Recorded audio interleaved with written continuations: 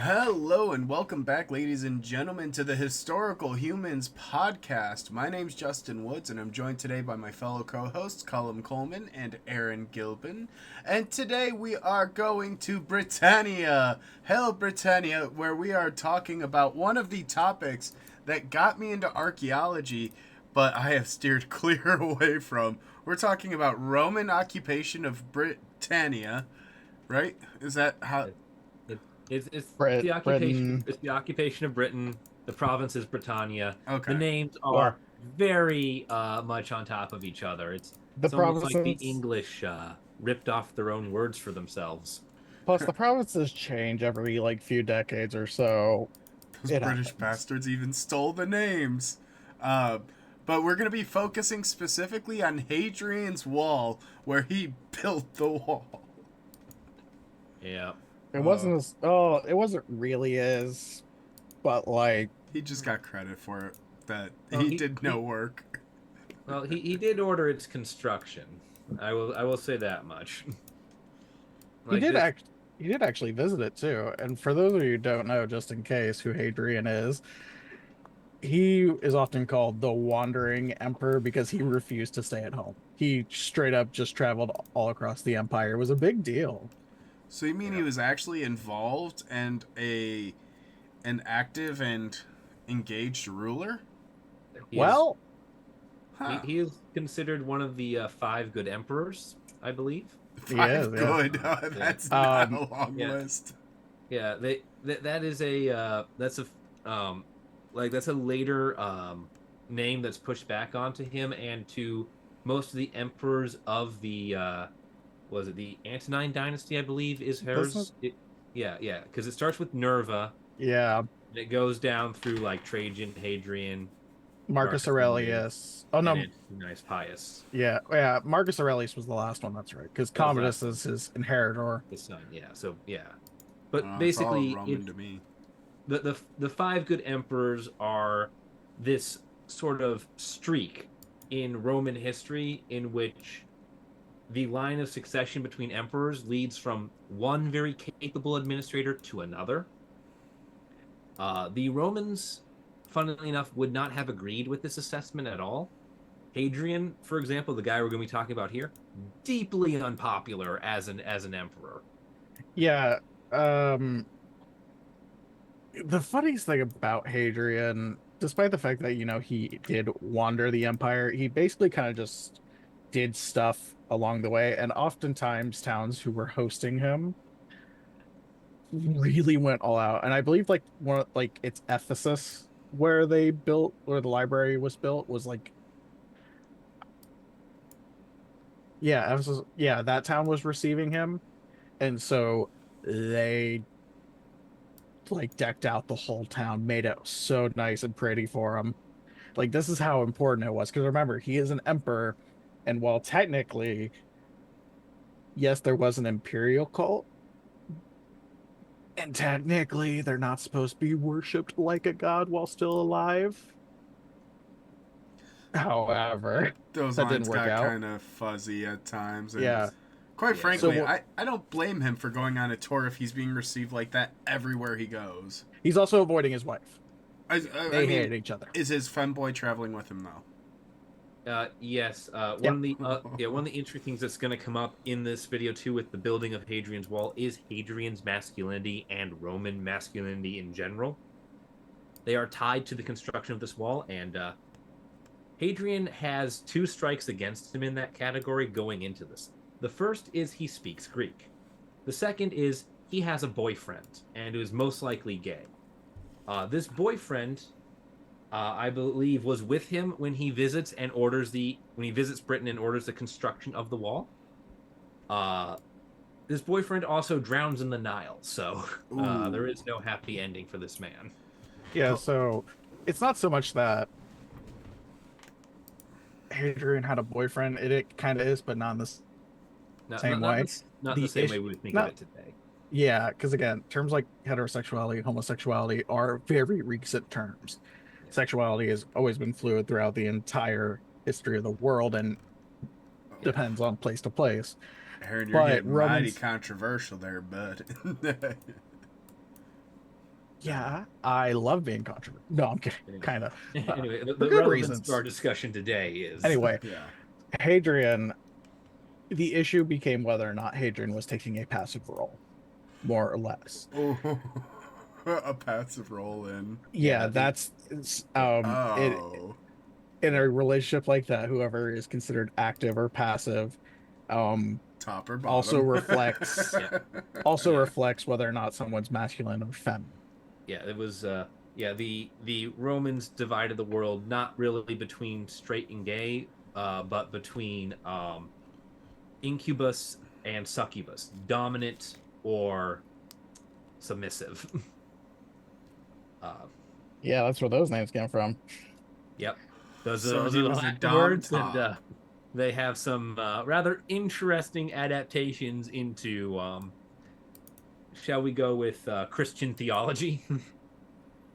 Or demonology, I guess. Even though,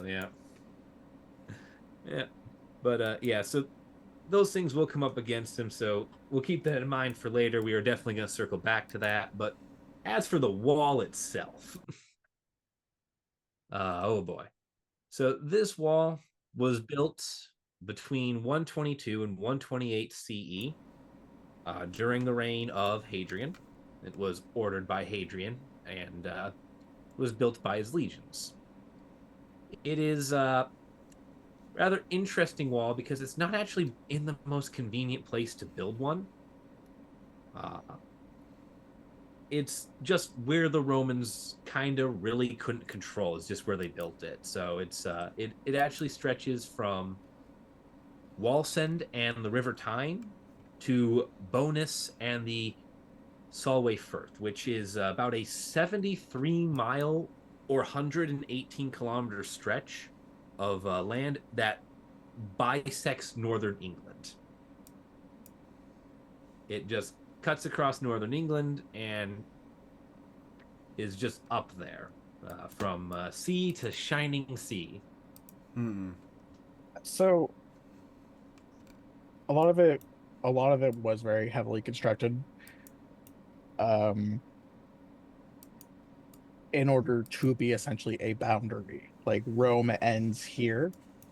However, there is no realistic way that the Romans could have fully like patrolled that kind of thing. Yeah. Well, It's more or less about controlling where is here, like where's Rome, where's not Rome, and control the flow of people coming in and out. yeah, This yeah. isn't a hard border in the I same mean, sense okay. like we know. I guess the question that I have here, as someone who has Scottish heritage that's very well known, at least among our podcast, is Yeah, shut up, Stuart. what Get your royal ass out of here. what led to them wanting or needing to build the wall? Obviously, you said they couldn't control it, but is it because they were being attacked and couldn't handle militarily the Scots, or was it just like this is so far in the middle of nowhere comparatively that we just need to protect ourselves? Yeah, so its purpose, the primary purpose of the wall, and we'll get into like what the wall actually is later, but its primary purpose was to defend the Roman province of Britannia from the not Roman province of Caledonia. The Romans divided the British Isles into three parts. Britannia, which was Wales and most of England, was defined as the land here that the Romans controlled. Caledonia, which is mostly understood to be Scotland, was defined by the Romans as all the land on this big ass island we don't control. And the third part was Hibernia, which was this giant freaking island next to the other island we are fighting over. And I love that they called it Hibernia because it's like cold, dark land. Yeah. And fairly accurate description of Ireland, to be fair. But the Romans. According to Roman mythos, Britain was the edge of the world and the gateway to hell. I mean, It's not wrong, Scotland's just in a beautiful more country. metaphorical sense. Well, the Romans typically are from a Mediterranean environment, and it was kind of well known that everyone hated Britain. No Roman soldier wanted to be in Britain. It was cold, the sun doesn't shine. Having been there myself for about a month, rains quite a lot. Uh, kind of get it, but also I feel like they were just whiny babies. And it's like it's not that bad. Wear a jacket. It was, and it's interesting too because the Romans encountered things in Hibernia and in Caledonia that they were not prepared for. Like the Celtic people that lived in those areas would get entirely naked, drape themselves in blue body paint, and scream at the top of their lungs while people were playing bagpipes. Even for the Romans, that's got to be blood curdling to hear and to see. It also doesn't help that the Romans, as per typical, were shorter than anyone living in the British Isles. Oh man, so they were tall. Yeah. The Romans were technically a rather short ethnicity. By comparison, they averaged anywhere between 2 to 6 inches shorter than the people they fought at any given time. No wonder so many of them had anger issues. Yeah. And so the real key thing here with Rome and Britannia and Caledonia is Britannia has been a military eyesore since 43 C, for almost a century. The Romans have had military issues with Britain, namely holding it, because 43 is when Emperor Claudius launches the successful invasion of Britain. And that's really when the problems there begin for them in earnest. In order to maintain control of Britannia, about how many legions do you think you would need? At least 3 or 4 minimum. I mean, he's kind of close to the ones that were stationed. Yeah. But guess where? I would assume probably 1 in each little area to, like, 1 per 10,000 people. Oh, that's... Mm-mm. A legion is 5,000 soldiers. I know, but I know it had to have been a higher rate of people per legion. So, Britain required 3 to 4 legions at any given time to pacify. That is the correct number, Justin. Hey! Here's the problem with that. That's more than 2 times the amount of legions needed for any other province in the entire Roman Empire. Wow. The average is 1. Some get 2 because they are very big, or if you're Judea, particularly feisty. Yeah. But Britain requires 4. 3 of whom were devoted to the full-time task of building this wall. Wow. So it was just a monumental effort. How long did it take for them to build it? Took about 6 years. With 15,000 men, you were saying. With 15,000 men, all of whom are trained military engineers. Because that was the one thing the Roman army beat into their legions, was how to build fortifications quickly. And their military engineers were some of the best ever. Yeah.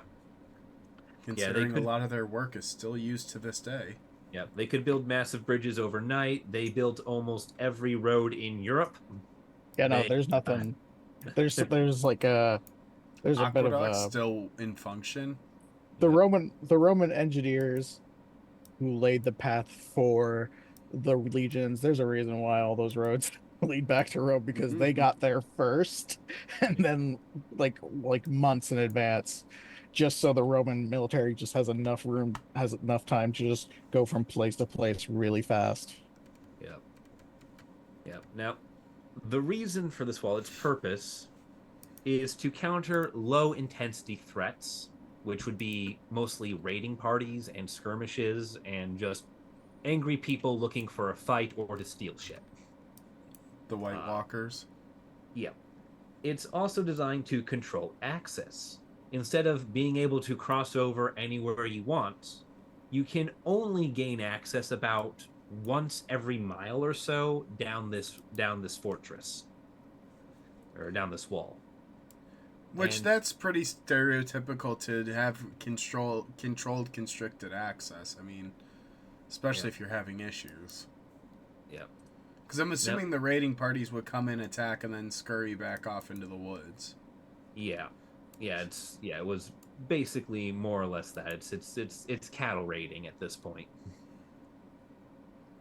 They took my Yeah. cow. The funny thing actually comes with the structural design of the wall in how it was designed to keep people out. See, when you think of a wall, you think a lot of times, and I know I'm like putting words in people's mouth here, but you think a lot of times of defenders with bows and arrows standing atop this massive stone tower shooting down at people. That was Yeah. not the that was not the purpose of Hadrian's Wall. The wall is not built for fighting on top of it. There are no ramparts up it. There's no way for defenders to mount the wall and attack someone on the other side of it. What it's there for is sort of a early warning system.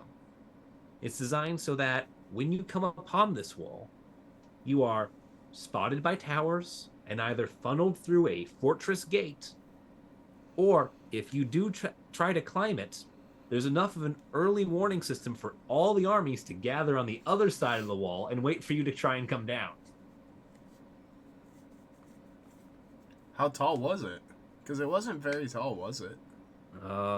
It actually it varies. It was about 12 feet tall, I believe, on average.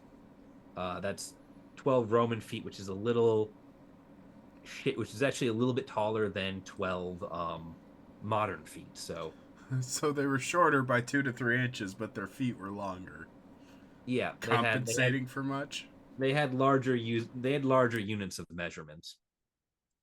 Um, yeah, what's funny is they would have behind the walls something called a vallum, which is effectively all the dirt they took when they were like what's the word? Excavating to build the wall and put its foundations in. Yeah, the borrow source, the borrow pit. Yeah, the borrow pit. Yeah, all of that was pulled back behind the wall to make a second dirt plateau that they would all stand atop of and throw things at you as you tried to come down off the wall into this lovely little valley and then try to run at them. Not a bad idea, honestly, just to have some level of extra protection. And you do see that quite frequently, especially in later castle and defensive fortifications. Like, I think very much like moats are a great example where it goes down and then back up, where you have another layer of protection on the other side. Yeah. I mean, shit, you're moving so much dirt. I would also build a second hill just to be like, ha, you thought. Yeah. Yeah. The purpose of the wall isn't so much for the Romans to hold the wall. It's for the wall to hold you. Either to hold you out or to hold you in place while the Romans beat you to death.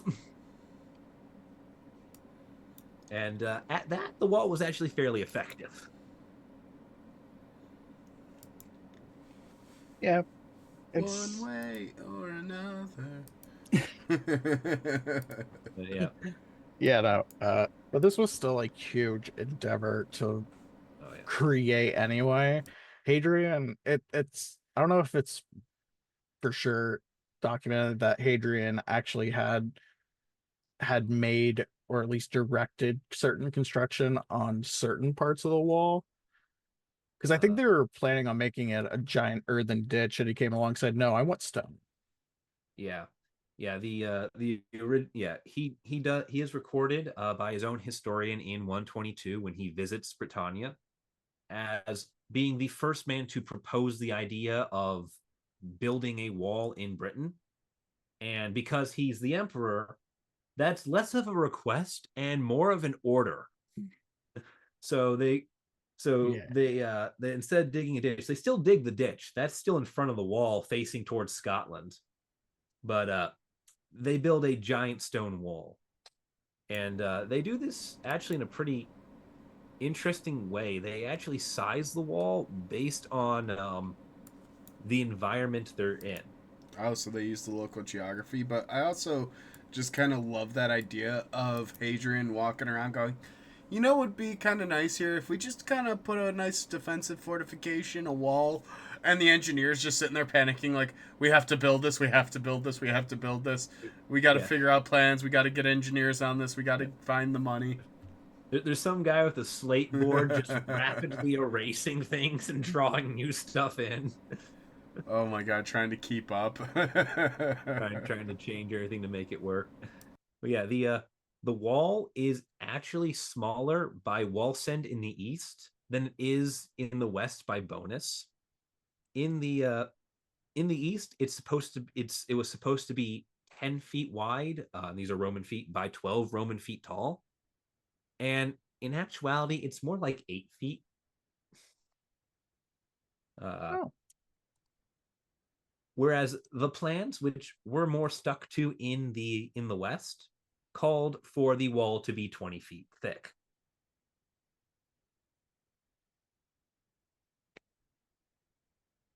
And a big part of that is actually due to what the Romans would be doing with the defenses, because this is a defense in depth structure. And in the east, the depth is a lot thicker than it is in the west. Mostly because I believe on the western side out there, it's a lot more jagged and a lot less friendly to constantly plopping things down. So they wanted it to be as formidable of a first stop as possible. But in addition to this wall that's being built, there is a tower every third of a Roman mile. So there are 3 towers to a mile. At the end of every mile, you have a fortlet, which is a little fort with a gate and 1 to 2 barracks for a small garrison. Just a nice little armed customs and border point. If you are unlucky enough, every 7th mile in place of the fortlet, there's an actual fortress housing a full garrison. Oh, right, yeah. It would usually what they didn't hold very many men, typically, right? No, they would typically only hold up to 1,000 or so Yeah. people, which is a fairly significant force when you are considering that you are spreading this across 73 miles, and you have to have 500 men every mile for each little fortlet, and then 1,000 every 7th mile. So how many? Okay, that makes sense. But when you do the math, how many is that in total?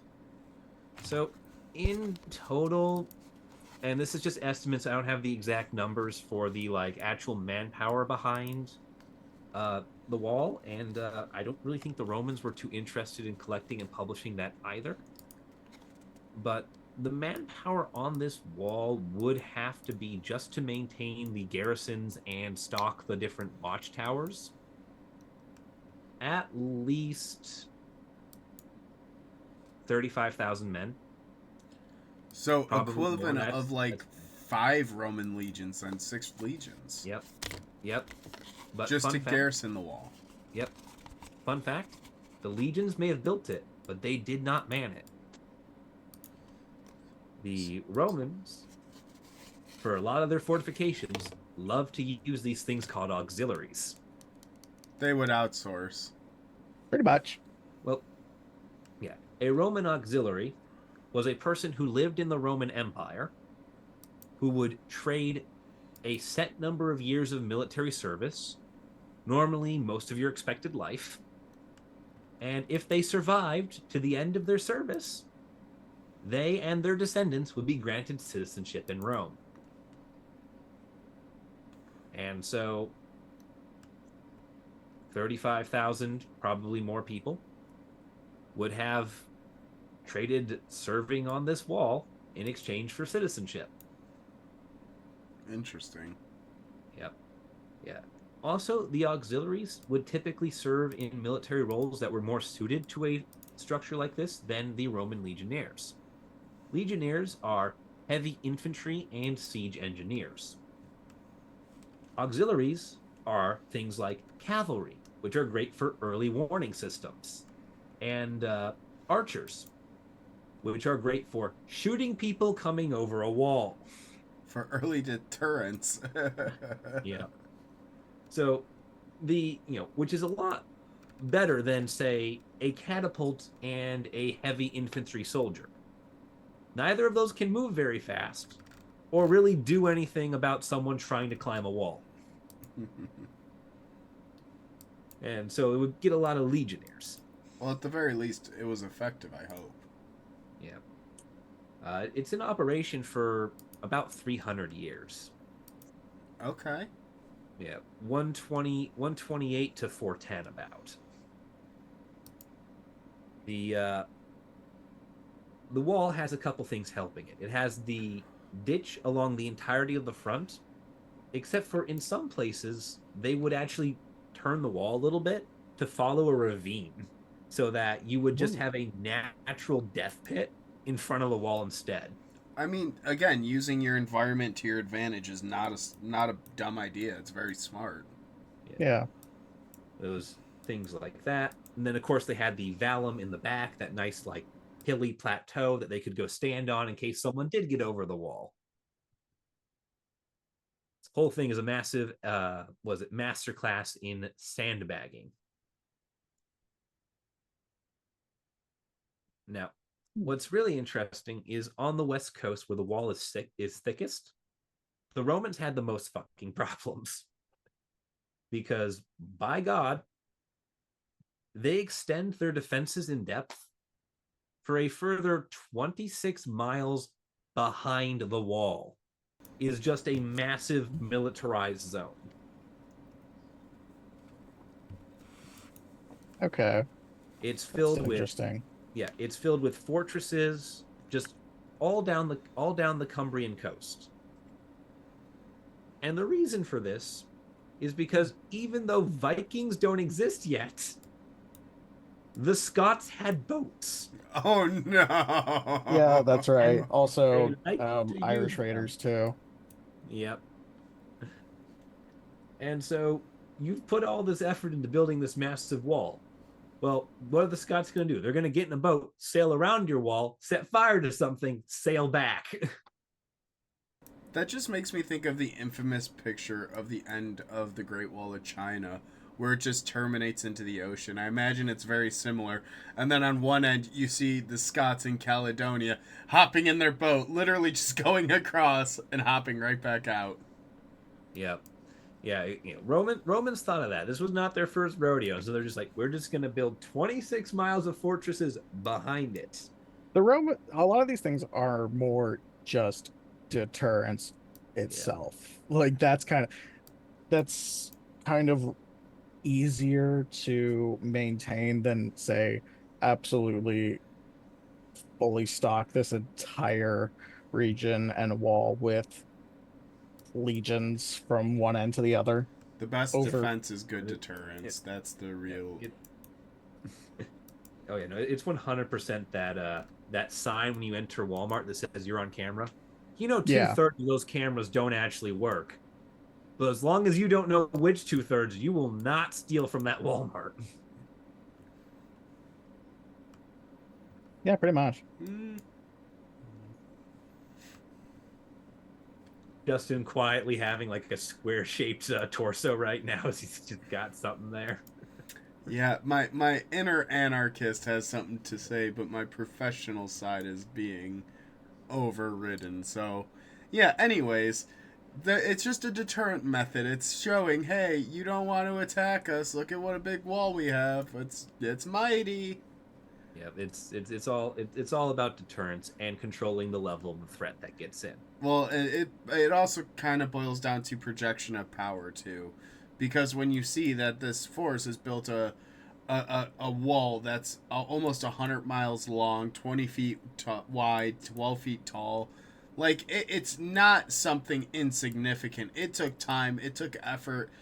A lot of that stuff ends up being this projection of power because, oh, I'm mighty strong, we're mighty tough. This is how we have, like, it's interesting, I think. Yeah, it's very interesting, and that is the desired effect for the Caledonians. However, this is a massive undertaking for the Romans, and they do not see it in the same light as we are describing it here. Yes, that's its intended purpose. That's the effect the Romans are hoping to have. But the Romans look at this, and they have the opposite response. They hate this plan. When news reaches Rome that Hadrian has ordered this wall, there is uproar for two very key reasons. One of which is money. Yeah, yeah, this is like huge investing. This is a massive wall with 26 miles of ancillary defenses behind it. 26 miles of redundancy on a massive 20-foot thick wall. And that's politics 101 is, how are we going to pay for it? That sounds nice and all, but how are we going to pay for it? Yep. Not to mention Britannia. We'll make the Scots pay for it all. We'll make the Scottish pay for the wall. Or the Picts, or whoever it is living at this time. All of them. It's all Caledonians, Picts, whichever. Tomato. Yeah. The thing too is Britannia there, it's not wealthy. It trades in tin and iron, but it doesn't really bring in the numbers or the wealth that other provinces do, not the least of which because it has a standing expense of 2 times the military budget of everywhere else in the Roman Empire. I think it's hard when you look at value like that too, especially when you try to monetize it, because realistically, I know they sunk a lot of money into building and maintaining it, but they clearly must have seen some level of worth, because you're not going to put that investment into something lightly. I mean, I know it's very territorial and they were expansionist, but there had to be something of value in holding it. The key to holding Britain was it was pride and ego, and also all the emperors of Rome tie themselves back to Julius Caesar. Caesar effectively is the word for emperor right now. And the dream of Julius Caesar was to conquer Britain. He kind of like showed up for a bit, like what's now like Kent or something. Yeah, he showed up in Kent, won some battles, and left. And because he did that, every emperor after him, after the empire comes into being following his death, sees controlling Britain as the way of proving themselves equal to or greater than Caesar, the man who started it all, and thus worthy of the crown. Well, no, wait, remember, they hate kings, so it's not a crown, it's a laurel. It's the golden laurel. Whatever. Yes. Should I say the throne then? Because they sit in the big chair. Sure, yeah. Yeah, the throne. So it's like that. That's why Claudius. High castle. Yeah, that's why Claudius invaded it in 43. That's why Hadrian is building this monument in Britannia. Not just because Britannia needs it, but because Britannia is a symbol of, if you control this, you are as great as Julius Caesar, and no one can question you. And yet, for whatever reason, we wonder why the British have such an ego and mentality, because they were the prize jewel of the Roman Empire, and that's kind of fucked up. Yep. Yeah. The other reason building the massive wall in Britain is deeply unpopular is, to the Romans, fortifications and their construction, well, a necessary part of governance and conquest and, ruling over these other peoples of Europe. They don't like them. They consider it, they have a very Spartan attitude towards military affairs, and they consider it rather girly and effeminate and weak to hide behind a wall, to fight behind a wall, to not expand and conquer and grow. There is no border wall. There is only the frontier of that which shall soon be trampled under our might. There's only Roman territory and future Roman territory. Yep. Pretty much. And building a wall like this is a major break from that traditional Roman doctrine. And so building it is seen as an inherently un-Roman act. It's also seen as girly because conquest equals masculinity to the Romans. That's the incubus succubus divide we mentioned earlier with Hadrian. Hadrian's masculinity in the bedroom is already under fire. His masculinity culturally, with his love of Greek things and his un-Romanness in that regard, is under fire. Now his masculinity as a military leader is under fire by building this wall. He's seen as telling the world, Rome is a little girl who can't stand up to you in a fight. Rome needs these walls to defend themselves. He's not wrong. Rome does need these walls. They need them very badly. Mr. Emperor, tear down this wall. And so there's this real hurt put on the Romans that Hadrian is doing this. And that is why Hadrian, despite being called one of the 5 good emperors by later historians, is hugely unpopular by Roman standards. He is deeply hated by his own people in his own time. Yeah, despite being called a good emperor, I don't know. I don't blame him for wanting to build a wall because I guess not necessarily blame him, but Yeah. the expansion of Rome was at its peak, really. Rome wasn't going to get any bigger. The continuous wars and expansion clearly were taking a toll on the Roman military, and they were just too spread out thin. That's why these things of deterrence were so important military wise, because they gave them enough time to gather troops to come in from, like, say, Gaul or the border along Germania. So or even just everyone in Britain has to get into one place. It's We it's don't a lot. talk about it very often, but we see this at pretty much every civilization across the world, with few exceptions, but a lot of them end up collapsing because they overgrow, they overexpand, and it's hard to consolidate a certain amount of power and a certain amount of influence over large stretches of land. And in my opinion, and I think what a lot of historians are tending to see here, is that this is one of the rare occasions where Hadrian constricts his power, he consolidates, and in reality ends up boosting the power and boosting the presence there. I mean, I talk a lot about the projection, but a lot of times you see these empires collapse and fail because they overextend, they overexpand, and they don't have the necessary infrastructure to follow them behind or control it. And it sounds like to me that the Romans here both had that infrastructure in place, but then also had systems in place to continue it, i.e., filling the garrison positions with auxiliaries versus the legions, and also having ancillary defenses on top of what they traditionally normally would. Yeah, and that's part of why Hadrian gets the good emperor title after, despite not being a popular one, is because he rules for 21 years, 117 to 138. And he does this all without going insane, without bankrupting the government, and without starting a civil war. And he spends his time consolidating what the Roman Empire has. And he's got a very tough act to follow up that makes him even more unpopular for doing this, because he follows the Emperor Trajan, who was regarded by the Romans as the greatest emperor to ever live. Trajan was the only man who has ever been allowed to be buried within the sacred confines of Rome.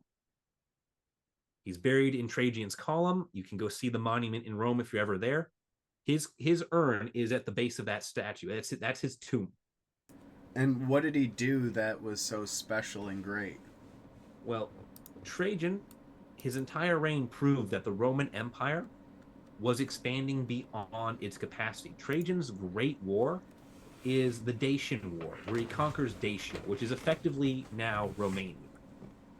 And even though he is a great conqueror, he defeats this impossible foe that has been on Rome's borders since forever. He defeats the last of the Celts outside of Britain to oppose Rome.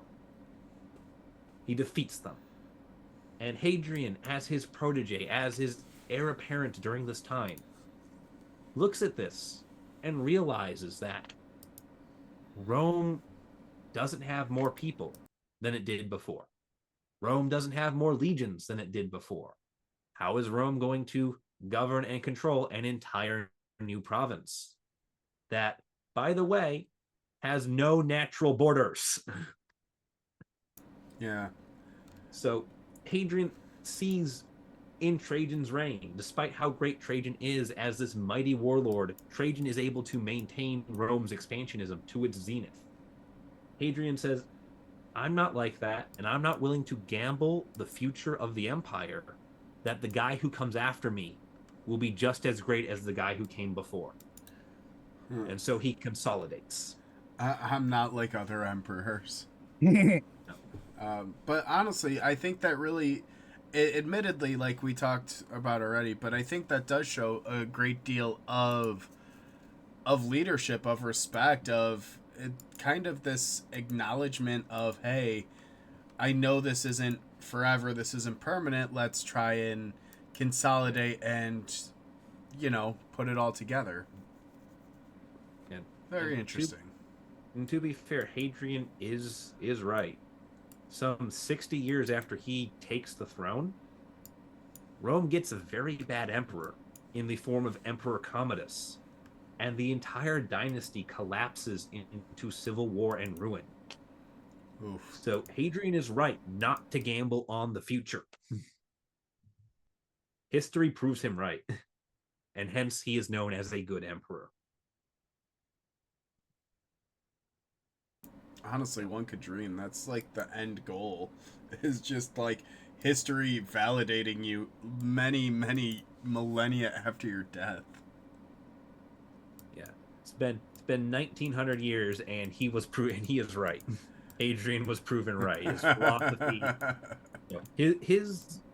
his was it administrative philosophy was proven to be correct. It extends the life of the Roman Empire. It's so good at extending the life of the Roman Empire, in fact, that with a brief exception under Antoninus Pius, Hadrian's Wall serves as the border for Roman Britain until Britannia ceases to exist and the Romans withdraw from Britain entirely in 410. This wall stands for 300 years as a fully functional defensive bulwark. And then it proceeds to stand for another 1,500 years after that as just a ruin and as a relic. Like, you can still visit portions of the wall today. Like, it still stands in many places.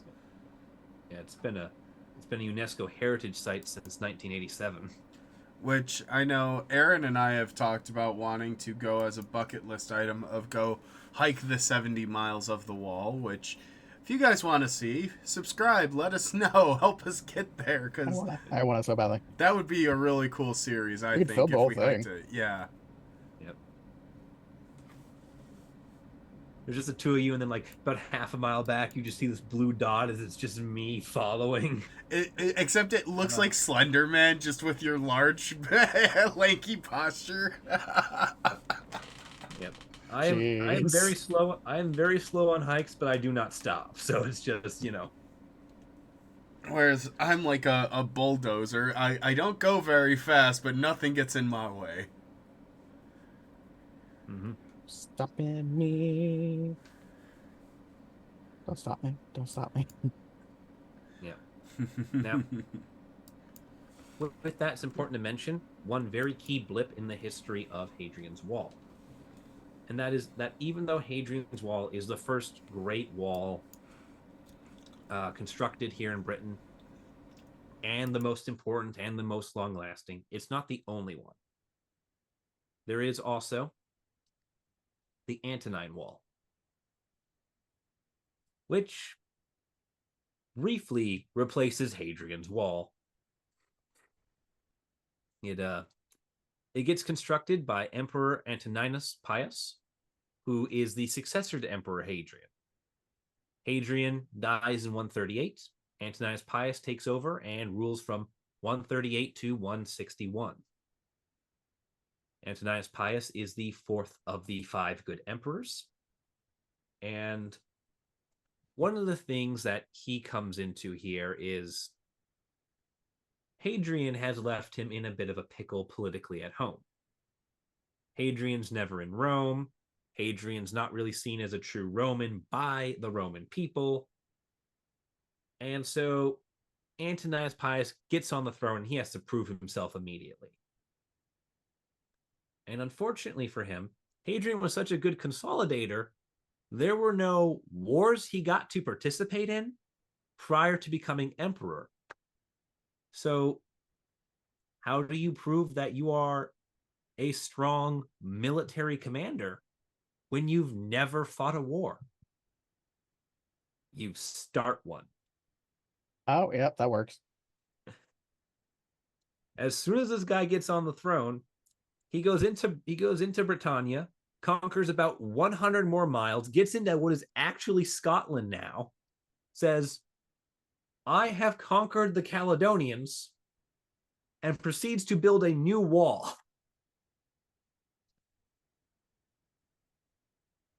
And it's kind of a purely ego trip wall, if I'm being honest. The one thing it has going for it is, unlike Hadrian's wall, it's in a pretty sensible place for a wall.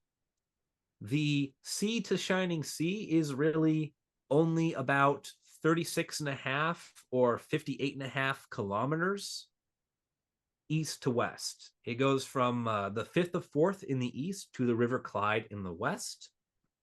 And being in Scotland proper, it is probably a more accurate divide of England and Scotland than Hadrian's Wall is. Hadrian's Wall is often mistaken as the point at which England ends, and it's really not. The English didn't really care for the Roman boundaries when they started dividing things up. Which is pretty ironic. It really is an imitation of Hadrian's Wall. It's puts it under construction in 142. It takes about 6 years. It's believed they wrapped it up in 148. Once again, we have 3 legions, about the same size, but a little bit more consistent at 15 feet wide and 10 feet tall, Roman feet that time. However, Antonius Pius does do a few things a little bit differently. First of which, he standardizes the ditch that's in front of his wall. The ditch must be 40 feet wide at all points. It's a massive ditch.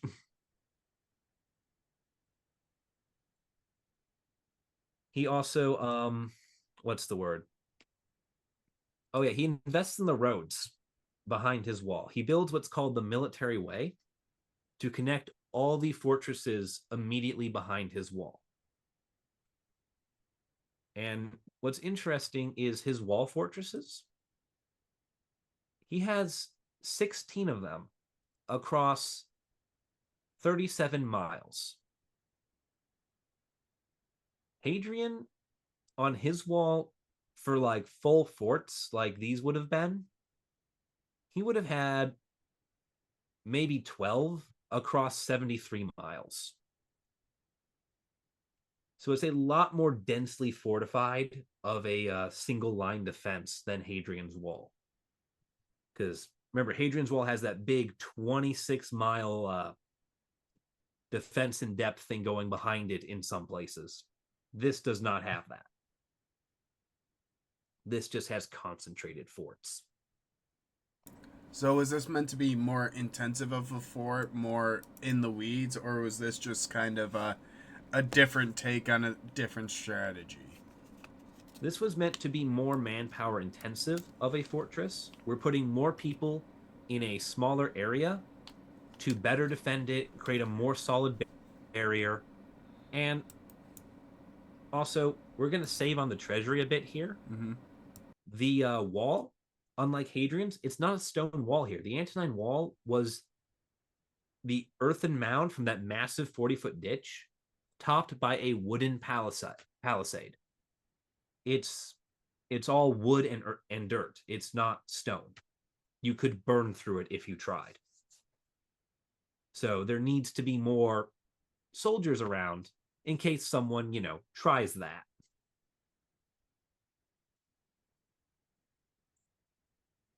What's really interesting about it is there is one part of the fortifications that are made of stone, and that are what is known as distance slabs. These are stones put there by the legions as they were constructing it, detailing how far they were from the last slab, and they're accurate to the foot.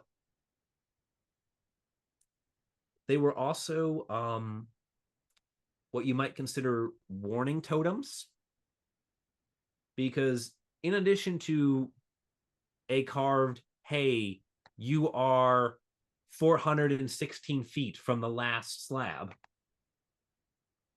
were depictions of the Caledonian War that Antoninus had fought to move the Roman frontier 100 miles further north. So there's depictions of Roman soldiers massacring Celtic forces as sort of a, hey, do you remember when this happened to you? Nothing like Cross a good the border and you'll get to meet us. nothing like a good morale booster there. And I think one of my favorite parts about both walls is the amount of graffiti that is present on all of them from both construction era and even garrison era. And I love it because it just shows that humans have not changed one bit over 2,000 years, because all of the graffiti that's found is from the soldiers writing like, Marcus Aurelius was here, penis, I shagged, whoever's mom, and it's all the same shit you would find in a high schooler's desk. Yeah, Yeah. it's really Yeah. Romans really do love drawing those everywhere just as much as we did. You see it all over in Pompeii too. Just phalli Yeah. everywhere. Yeah. Quaestor Claudius sucks. Yeah. Over and over again. Got that really stingy quartermaster. Hadrian's Wall. Yeah. Yeah. And one of the fun things is if you want to see these slabs, you actually can. There are 20 known slabs. 17 of them are currently on display in the museum at the University of Glasgow. So if you are in Glasgow, you can go see these slabs and see what we're talking about here with some of them. Honestly, I was getting kind of worried that you were going to say they're in the British Museum, and I was about to get really depressed there for a second. Oh no. Thank God. I know why you might think that. After all, this wall is in Scotland, not England. Therefore, the English would take it. Absolutely. Given the opportunity, they would ship it back to London. Glasgow got to it first. The Scots, my ancestors, they collected it and kept it themselves. Good. Yeah. Now, what's interesting about this wall is it seems that it would have had some degree of efficacy, despite not having defense in depth, despite the presumed ability to, sail around it that Hadrian's Wall doesn't have. But it seems that with the manpower positioned here, you could, in theory, begin amassing forces and funneling them to take the rest of Scotland. Except the Romans didn't treat it that way. They treated it like a vanity project. Like, this is Antonius Pius saying, I've proven myself a military general. I've proven myself capable of consolidating and taking all this land. None of my detractors can say anything about my military record back in Rome. And when Antoninus dies in 161, Marcus Aurelius abandons this fortress. He abandons the Antonine Wall. says, we spent all that money on Hadrian's Wall. Hadrian's Wall is a better wall. It's less territory, but it's also less problems for me. So with the Roman legions withdraw to that. Also, as a side note, Marcus Aurelius spent almost his entire reign fighting in Germania, and it takes less time to pull soldiers from Hadrian's Wall to assist you than it does to pull them from the Antonine Wall. So everybody come back. I mean, yeah, I guess if you kind of like pull them from Germania, just, you know, put them on a boat Yeah, or walk. just it's 100 miles closer to where the fighting is for Marcus Aurelius. So Hadrian's Wall wins out in the end, and it remains the undisputed border of Rome, at least from the Roman perspective, for the next 300 years. Yeah, the Romans give up on Britain in 410. It's kind of sad, but also pretty amazing they held on for that long, just given how often they were not in control of that province. Yeah. Yeah. There's a reason why they called it kind of like this backwoods area. Yeah. They Yeah. really didn't like it there. Yeah, but it was a status symbol. It was holding on to it was how you proved you were the equal of Julius Caesar. And since your authority descends from being Julius Caesar, you kind of need to prove that you can match Caesar. So you just need someone to match your freak, is what you're saying. Kinda. More or less. Need someone to match my freak. I mean, like, the list of emperors who get involved in dealing with Britain in some way or another it's not a short list at all. And it's usually for the detriment of the emperors themselves. Like I said, they spend so much time prioritizing this cold, wet island that it gave them this, like, god complex. Well, I think the god complex was already there. Was it? Okay, do you know how much confidence it takes to run at someone buck naked while screaming to high heaven? Okay, but that wasn't the English. That was the Scottish and the Irish. The Celts, the Celtic descent. Technically, it was some of the North English too, I think. I have to look at some of the maps of the tribes. It's very incomplete. The Romans were not good at knowing who he was. They also often reuse names, mostly because they didn't really care to learn it the first time. Yeah, so if we're talking northern England, this is before, so these would still be Brythonic speaking people, so probably Cumbrians, Picts, Caledonians, Mix, kind of that sort of thing. More or less, yeah, it would have probably been the Picts. I believe it's Pictish blue is the most common one for it, for a lot of it. Yeah. And the Picts would have been definitively Scotland, but yeah, the Picts would have definitely been the blue ones, I'm thinking. Just figuring out where the Picts were on the map.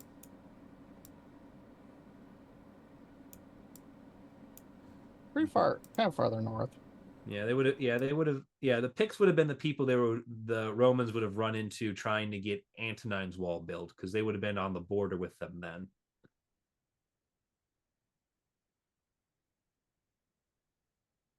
Yeah, because I got kind of like the medieval map shows the Picts starting at like Antonine's Wall, and then ruling the like northeastern half of Scotland. Yeah. It's interesting, and it held on for so long, and now you can go walk along the edges of it. There's hotels, B&Bs. It was used as a monument during the medieval era. I mean, just because the Romans stopped manning it didn't mean it went into entire disuse, and a lot of portions were actually repurposed. You see a lot of buildings built along the wall that use the wall as some of its own walls. Old garrison buildings, old bunkers turned into like personal private houses. Yeah.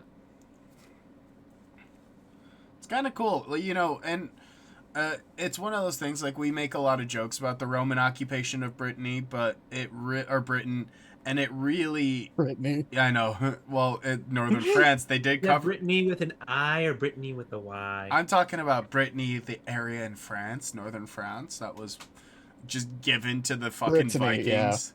Because they're like, just stop invading us and we'll give you land. Oh no, they didn't give it there. They got it from The Normans, the, right? the Normans landed in Normandy. Normans got Normandy. Yep. But yeah, it's just kind of interesting to hear this story, and I love the fact that the Romans spent so much time dealing with the Scots, and then they looked at the Irish and just went, "Yeah, we're not even gonna bother." Actually, one of the fun things with the Scots and the Irish is during the reign of, I believe, Augustus, the first emperor, or maybe a little later. It's that first dynasty, but there's a expedition that goes around Scotland and Ireland. Not so much fighting and conquering. They do a little bit of that, but more of just information gathering, trying to get a hold of this island. And the report that comes back says, hey, we reckon that if we conquer Scotland, we can take over Hibernia, we can take over Ireland in about 2 to 5 years. And that did not end up being the case. Yeah. It's largely either understood that, like, either the Roman doing this, doing these surveys, did not understand the ferocity of the Scots and Irish, or that he believed, and this is more likely, he believed Ireland was effectively 1/5 its size. I mean, I don't doubt that, and I don't disbelieve it. It's genuine. I genuinely believe that, like, from the reports, like, it's genuinely believe that they felt that both Scotland and Ireland were significantly smaller than they actually were. Well, I mean, Scotland, once you get it. north, you see all the islands and it just fades out, but it's all mountainous. It's all the Scottish Highlands, like, once you start getting further north. Once you get out of the plains.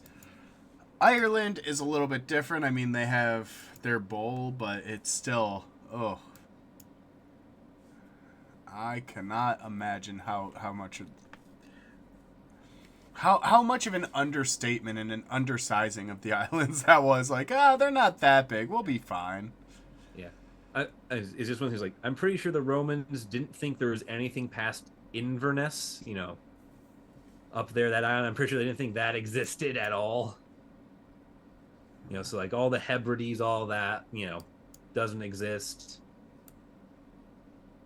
Pretty sure they thought Ireland was just, like, honestly, Munster and Ulster. The best part is, though, they continued trade with Ireland. They maintained peaceful relations with the Irish and with the Celts. Oh yeah, no. Hadrian's Wall is proof the Romans were trying to stay up there, and they can't really do that if they're trying to expand into everybody. Yeah, but that's the Roman way, as we talked about. If you're a masculine man, It's the Roman way, but Hadrian said no, and the Romans really didn't have anything to change the inertia of that decision. And so it was written. Hadrian's Wall maintained itself in history. And I think that's a pretty good point for us to wrap up. What do you think? I think we've covered just about everything we set out to cover here. Wunderbar. It's been fun. So, yeah, thank you guys for watching. Let us know how you enjoyed it down below. And if you want to see us go hike Hadrian's Wall, be sure to subscribe. We'll do that at what, like 50K, 100K subscribers? Yeah. I don't know. I've never said this before, but please don't. I don't like the outdoors. We will drag Colum outdoors, and Aaron and I will sing songs. Or the English. But thank you guys for watching, and we'll see you in the next video. Peace.